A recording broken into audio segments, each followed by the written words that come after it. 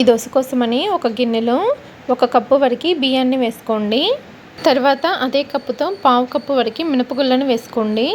అలాగే 1 tea spoon వరకు మెంతులను వేసుకుని వీటన్నింటినీ 2-3 సార్లు శుభ్రంగా కడిగి 3 గంటల సేపు నానపెట్టాలి. బియ్యము మినపగుళ్ళు నానిన తర్వాత వేరొక గిన్నెలో 1/2 కప్పు వరకు అటుకులను వేసుకుని శుభ్రంగా కడిగి కొద్దిగా ఫ్రెష్ వాటర్ వేసుకుని అటుకుల్ని 10 నిమిషాలు నాననివ్వాలి. 10 నిమిషాలు నానిన తర్వాత వీటి మొత్తాన్ని గ్రైండర్లో వేసుకుని తగినన్ని వాటర్ వేసుకుని పిండిని బాగా మెత్తగా గ్రైండ్ చేసుకుని 8 గంటలు లేదా ఫుల్ నైట్ పులియనివ్వాలి. పులిసిన తర్వాత రుచికి తగినంత ఉప్పు, 1/2 టీ స్పూన్ పసుపు వేసుకొని తగినన్ని వాటర్ కూడా వేసుకొని పిండిని మరీ లూజ్గా కాకుండా మరీ గట్టిగా కాకుండా కలుపుకోవాలి. తర్వాత దోశ వేసుకోవడానికి దోశ ప్యాన్ పెట్టి కొద్దిగా ఆయిల్ వేసి ఉల్లిపాయతో స్ప్రెడ్ చేసి 2 గరిటెల వరకు పిండిని వేసి లైట్గా స్ప్రెడ్ చేసి దోశ పైన కొద్దిగా ఆయిల్ వేసి దోశను 2 వైపులా కాల్చుకొని సర్వ్ చేసుకోవడమేనండి. Thanks for watching.